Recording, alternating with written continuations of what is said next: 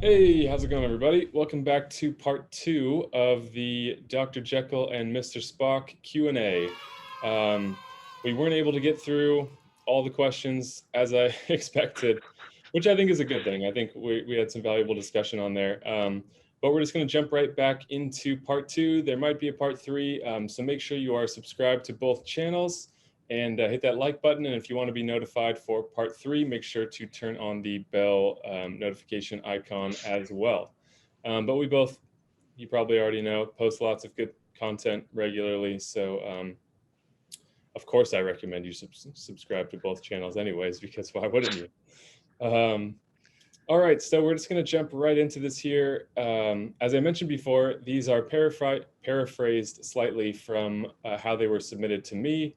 You should recognize it if it was your question. Maybe in the future we'll mention the names of who submitted the questions, but it was more efficient to do it this way since some of the questions were quite long.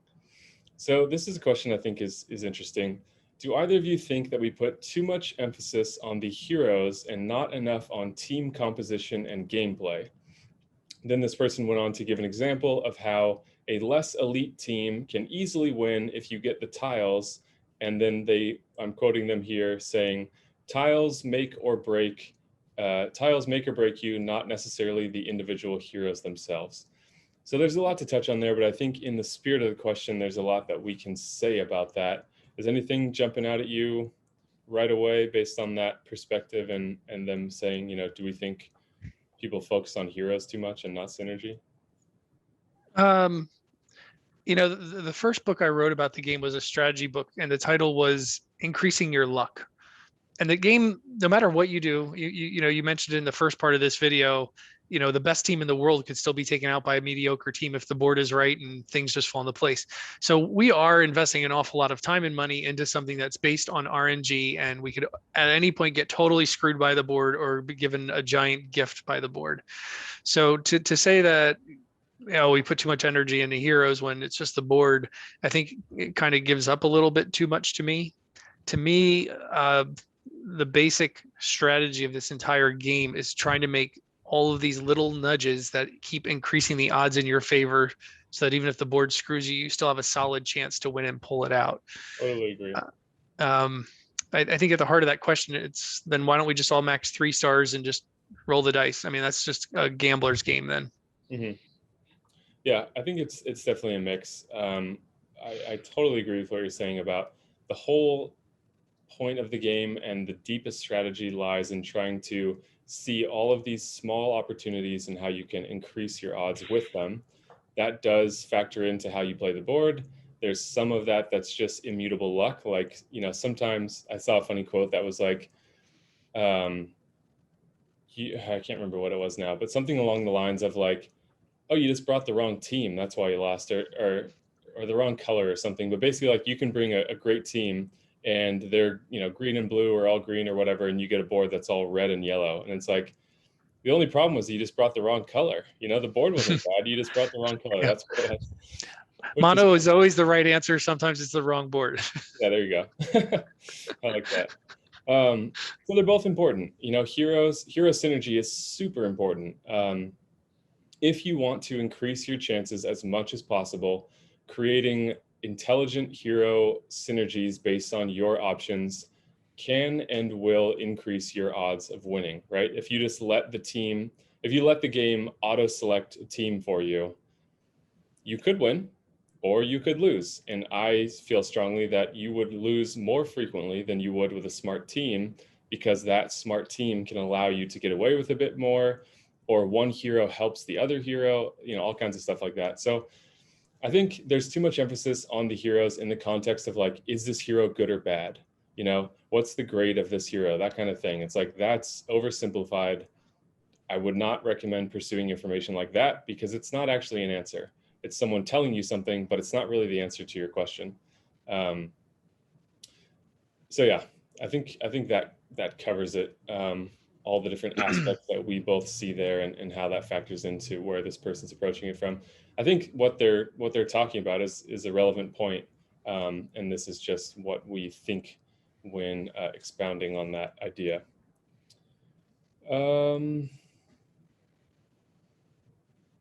Okay, so this could be a longer one. We'll see. We'll see where we go with it. Do you think Small Giant has an end in sight for all of this new content? Do you think they even realize they're pushing people away with all of this? I'd like to add something there first to the second part. Do you think they even realize it? 100%. I feel very confident that they have not just one person, but a team of people dedicated to analyzing trends in the massive amounts of data they're collecting. So do they know what the impacts of their decisions are? Absolutely. They would not have risen to the level of success that they have if they didn't not only collect tons of data about different trends and things that they can use to um, offer different things to people. What are people not what people say they're most interested in, but what do their behaviors say they're most interested in? So I think they definitely know. Like we mentioned in part one, it's straddling that point of diminishing returns where their push to make more money is impacting their ability to make money if it causes a mass exodus in the game. Um, so yeah, what do you think? I would agree with everything you just said there. I think the thing that's going to be interesting is what happens in the next 6 to 12 months. I think the next year of the game is really going to determine what the future ultimately is with this game. Mhm. The reality is when I started playing 3 years ago, um, I felt very behind the top players, and I spent a lot of money and time trying to catch up. And now I've probably surpassed them as far as spending and leveling and all of that. And I could probably slow down quite easily at this point. But what's been unique for me in the last few months is I started the free to play 3-star only account. And it's interesting to me to see the sheer number of teams we're facing in war that are beginning teams, but they're clearly spending money. And I'm wondering, I mean, if that was me now, how quickly would I get exhausted in the idea of spending money when I realize I can't catch up now? Because I feel like the avalanche of the last 4 years is crescendoed and people are not like, if you started today and you had infinite money, you couldn't catch up. I mean, by the very nature that they're eliminating 5 events with crucial heroes, like you're not going to get Guardian Panther in any reasonable way ever again. Not that even summoning it during the challenge event was reasonable, but having 2 shots a year to at least spend a ton of money with a chance, you're Mhm. not going to even have that. So I think the two big errors that I would say Small Giant are making is they're driving a massive wedge between free to play and pay to play. And cheap to play, frankly, is barely a bridge anymore. And then the second thing they're doing is they have built a model that is, I think, super unwelcoming to new players. Like I don't see them being able to expand the player base because you'll never catch up. Yeah. Yeah, we've seen in some of our wars recently strong alliances with very low level players, like with level 29 troops. And like, that the depth is not there, that they're putting out a big front for their strongest defense team possible because you can't build depth in a short amount of time. That part takes time. But it's crazy to see that, like, you can have a level 39 player with level 29 troops, and it's like, wow, it takes a lot to get to that point. And so it's interesting to see. But yeah, like, for example, based on when I started playing, which was, I can't remember exactly now, but maybe like 3 to 6 months after you, somewhere in there, maybe 4 or something like that. Um, Based on that time that I started playing, I have resigned to the fact that I will never get Evelyn or Frida. Yeah, they're in the Tavern of Legends, but the chances are just so ridiculously small that it almost doesn't even make any sense to try. Obviously, if you don't try, you'll never get them, but it's like, yeah, I don't know. The odds are just so astonishingly low that it's kind of like, what's the point? And those are key heroes. And now with limit breaks, you can make them a bit more relevant when they had been growing pretty squishy. So yeah, there are some key heroes like that depending on when you start, the odds of you getting them is exceptionally low. And as you mentioned before, I think the next probably 6 months will say a lot about the future direction because, as far as I know, at the end of 2021, which we're rapidly approaching, Zynga will take full ownership um, over this game. And I feel very strongly that, obviously there's a lot of criticisms about them, and I don't necessarily think very highly of them, but they've been successful for a reason.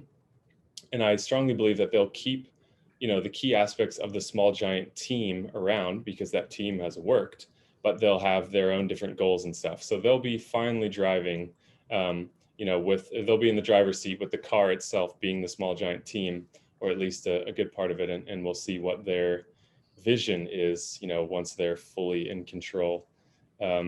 So a little bit nervous about that on my part, but I've kind of resigned to go down with the ship regardless of how it happens. So well, I'm along for the ride. I'll keep you guys updated. So yeah, I guess the one part we didn't address that I'll just very quickly say in one sentence. So I think they have an end in sight. They do have benchmarks because the limit breaking thing, when they talked about it in their Q&A, they're like, there's certain goals that we have that we're not going to compromise on. Whether, players were like, we don't want this. Why are you doing it? And they're like, well, we think this is important for the game. And that may be a situation where they do understand us slightly better because they have all of this quantitative data on our decision making. And if people don't have stuff to level up, they burn out, they leave. Who knows? But I'm not sure they have an end in sight, but I think they have some key milestones that they're aiming for. Okay, here's a tough question for us. And the person even prefaced this with saying, it's sort of a silly question, but it'll be fun to hear your answers.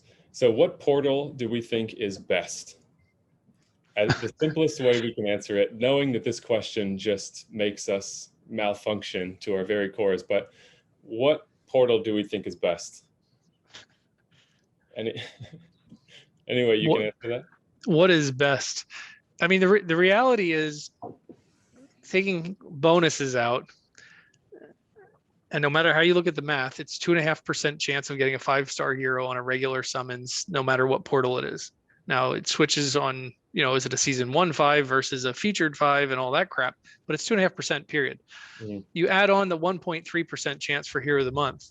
And as much as this is going to make people groan, your highest percentage chance of getting a 5-star hero is actually Taverns of Legend, because you have the 2.5% plus the 1.3% plus the 0.1 or 0.2 or whatever it is for Ms. Tiro. So mathematically, if you're defining best as your best chance to get a 5-star hero, it's actually Taverns of Legend, which is probably one of the most frustrating places to pull, because anything that's not a 5 is a season 1. So to me, the best place to pull, I evaluate that differently. I think the best place from a investment standpoint is the summons that include an Ascension chest. So you at least get a bonus draw for doing multiple pulls. And I would say the best is the place where you think you're going to have the chance that if you get an event or whatever hero, that it's going to be somebody who is most usable. So that said, I would probably say Guardians of Teltok, which has gone away. Well, there you have it. Yeah. Best is a tough thing to get at. And it really depends on where you're at in the game. Like, that would change my answer completely. So just to kind of speak on that a little bit, I think if you're new in the game, best is what's going to give you the most versatility. But there's also best being, well, pick the most current portal because that has the strongest heroes. We're like, so it's very hard to say, but those are a few things to consider. Like, I had many times in the past said the costume chamber was a really good value for new players because the 4-star costumes are really good too. The 3-star costumes are good, and you stand the greatest chance to get, some of those. And it gives you 2 forms of a hero that you can use in different situations. But now with costumes being released outside of that, those 5-star heroes, while some of them are still very strong, a number of them are almost pointless and not worth going after. So hopefully you can distill from this information and what your position is in the game, how you should lean towards that. But I think that's the best we can do at giving a definitive answer, because again, there's too many variables. People want the simple answer, but there often is not the simple answer.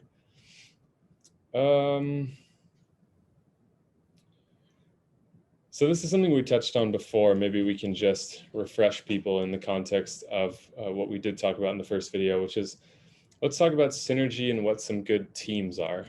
So if I may, I think to summarize your perspective, defense down, elemental defense down with a good hitter. Maybe mix attack up in there if you can, but those are heroes that work very well together and can have a very potent impact.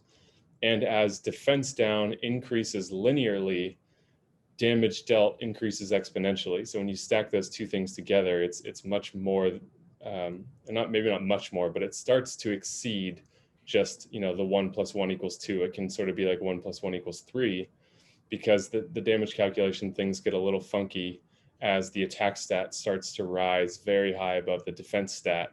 Things start to grow more quickly. So yeah, one thing that makes this hard for me to answer is that I've seen a lot of people that use teams that I would never use, and they do well with them. So there is no right answer. I feel strongly about the teams that I use, and I have good reasons for why I like to use them, but that doesn't mean that it will fit with how someone else wants to use them. And I'm sure you feel the same. So I'm sorry to say it, but the best answer is you kind of got to figure out what works for you. There's trial and error that's going to come with that.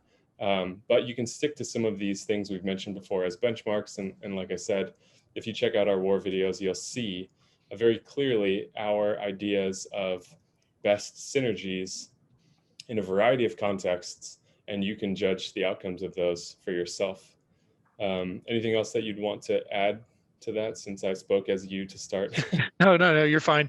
I think we covered it in more detail in the first part of this video. So if you haven't checked out that video, I would say look at the first Q&A video. We got into the team synergies in a little bit more detail. Mm-hmm. I guess the only thing I would add in any way in that is also just thinking about style. I've seen this with alliance mates where we tried to play each other's accounts, and who they choose to level and how they choose to build teams doesn't work for me. So I can't even formulate the kind of team I want to play, and vice versa. Mm-hmm. So I think that's why there's value in watching a variety of YouTubers that are playing well, because we all have a different take on what we're doing. Mm-hmm. Yeah, totally agree. The best thing, just in general, this happened in my limit breaking video where it turned into accidental life advice, but the best thing is experience and learn as much as you can, and then from that, keep the parts that you want from each thing and construct what it is for you. Not everyone wants to think about a game that much, and I can understand that perspective, but you have to know that even if you feel that way, just because someone tells you the simple answer doesn't mean it's the right answer.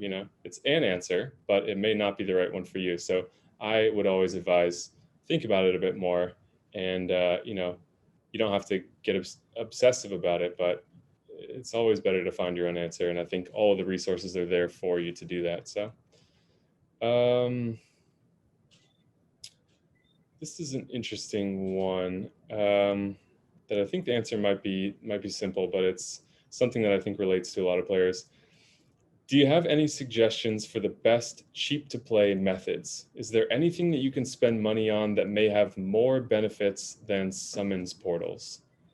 I think for me, this kind of goes into the troops thing again of like, leveling troops is really hard. How can I do it easier? And it's like, well, you probably can't. It is difficult by design. And I think the same thing here, like people are always like turning over stones going, well, all right, where's that secret method though? Like where's that one hidden thing that no one knows about that's way better value than doing summons? So for me, and I'll end this question here, for me, the best thing is pick your budget, pick something that's reasonable, understand that it's just a game, and then go from there. There's no best, there's no secret, there's no hidden values or things like that. I would say one of the more interesting cheap to play strategies that I've really learned, and this is since I've been in 7 Days Ascended, is the efficiency of using every single Titan flag.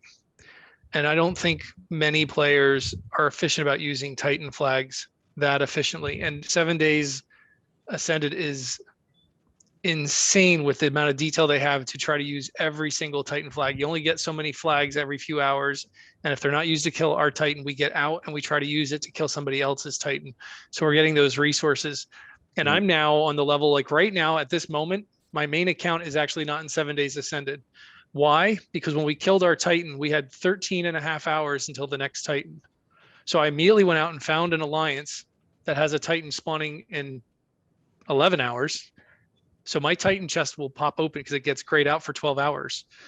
So as soon as the alliance I'm in now, as soon as their Titan spawns, I will kill that Titan. I will get credit in my Titan chest. And I'll open my Titan chest. I'll go back to 7 days. And then by the time we get into our thing tomorrow, we do what's called merc protection. So we won't kill that Titan for at least 12 hours. So inside of one day, I'm going to get two fills on my Titan chest.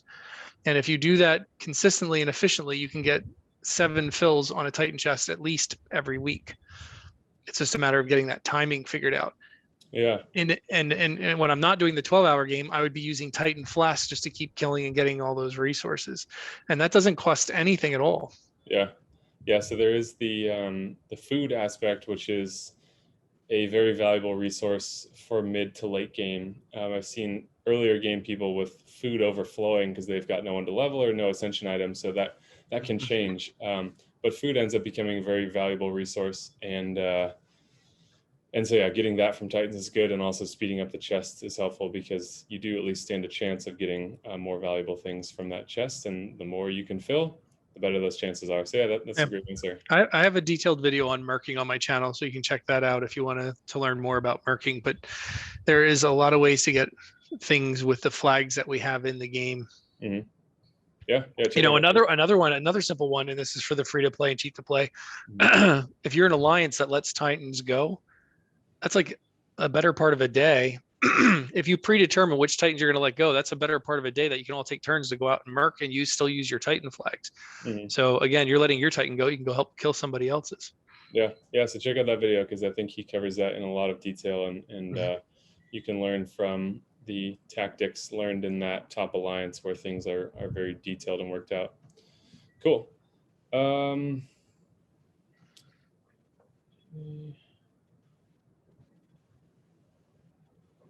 So this one, I think we can just give a brief answer for because it's not really known. But the question was, should I use? Actually, this won't even be relevant at the time this video comes out, unfortunately. But should I use my epic troop tokens during the ninja event or save them for the new trainer troops, just in case when this comes out we don't know what's happened yet?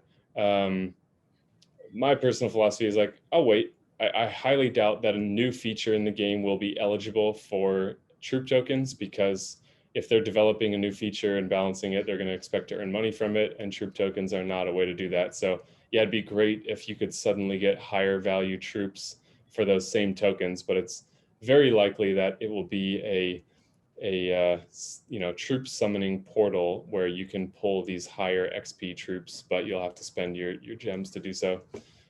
So for me, there wasn't much cost or risk in waiting, so I chose to wait. But chances are it'll be a paid feature. A few months ago, I had, I think, almost 90 coins, like 90 summons worth of coins saved for the Ninja Tower, but I had all the Ninja heroes. And I struggled with like, what do I do with these? Because I have all the Ninja heroes. And on the last Ninja Tower, before they announced that a Magic Tower was coming, I just blew all 90 of those. I just did the 90 summons, and it was all food. There wasn't anybody I needed. There wasn't anything I could get. Yeah. And then like 2 weeks later, they said the Magic Tower is coming. And I'm like, I could have had 90 summons in that tower. And even if that didn't happen, I could have had 90 summons this week in the Ninja Tower because there's new Ninja heroes. Yep. So that was short-sighted of me to spend those. So like Spock said, it doesn't cost anything to save your resources. Yep. There's no harm in it. So at a minimum, I would wait for troop summons until there's the next Path of Valor because there's always a summons experience. And this is true for almost all resources. I've seen a lot of people like, oh, I've got, 7 tabards, but I don't really have a good purple hero. Like, I think I'm just going to level up, like non-costume Quintus or something because it's better than nothing. And then they're like, oh, I just pulled, Lepiota, or I just pulled, Ludwig or whatever. And I had the similar situation to you where it's like I had some of these coins saved up and I was like, the value here is low. I was like, I guess another garnet would be cool. So I used them and it's like, well, now there's 2 great reasons to use them. So people really have this aversion to letting these resources accrue because it's like burning a hole in your pocket. You're like, I want to use them for something. But so often that's a regrettable decision. So yeah, I think both of our advice would be, wait a bit, see what happens. Choosing to use them now is probably not going to be a game-changing thing for you anyways. So you might as well, there's a little more value typically in the future because, we've seen time and time again what kind of stuff can happen. So yeah, I think that is a good answer for that. This is an interesting one. What are your thoughts on Small Giant adding new troop types? Would this be well received? So just to catch anybody up that doesn't know what this might be referencing, for the longest time, we just had the mana and crit troops. And then with the Ninja Tower, they released the Ninja troops. And so now it's like, well, the door is open. Are they going to do something again with that? And so who knows? I'm sure it would not be well received because we're just in a place where we're like, no more. And they're like, you want some more? And you're like, no. And they're like, all right, here's some more. So yeah, I personally don't think that would go quite well. I don't know what they would be, so I guess it depends. But yeah. Yeah, troops. The only scenario I can imagine troops being well received by the community is if it was in conjunction with an announcement that they've completely reconfigured how troops are leveled.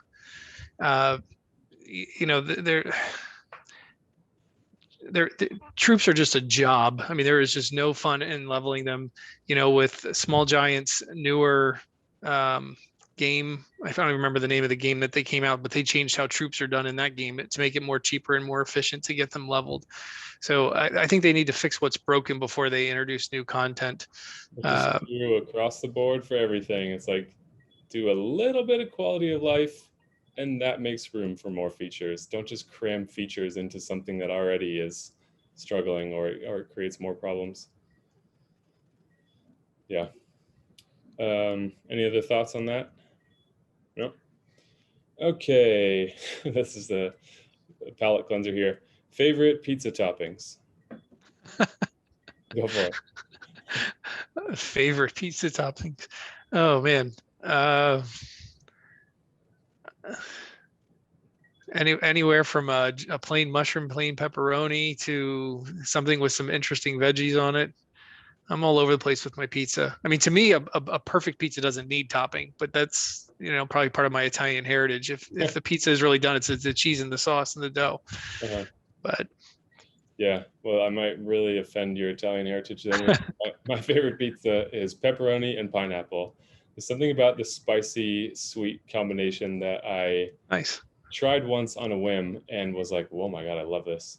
So yeah, that for me is my go-to and my favorite. But yeah, variety is good too. That's not the only thing I like, but that would be my favorite for sure. So I understand if you need to leave now. No, you're not gonna offend me. Just kidding. I'm not that Italian. I don't buy into the Italian thing that much. Okay. But so this should be an easy one to answer. What things stack in the game, and what are some of the best family combinations? This player thinks that family bonuses can be underused.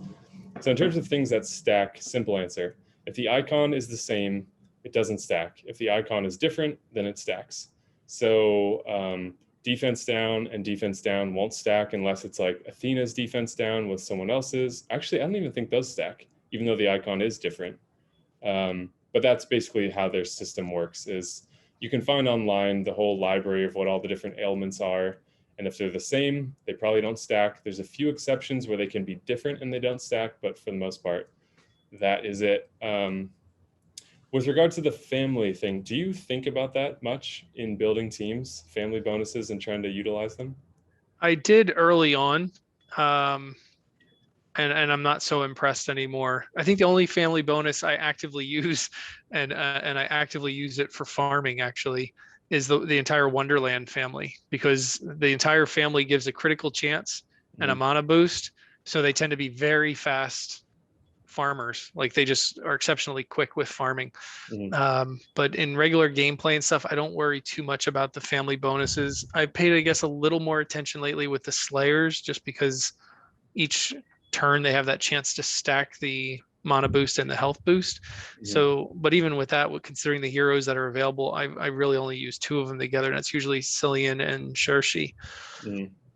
But I don't stress too much about those family bonuses. Yeah, for me, it's an icing on the cake kind of thing where it's nice, but I wouldn't build a team around it. I don't think any of them are so good that it's like you really need that.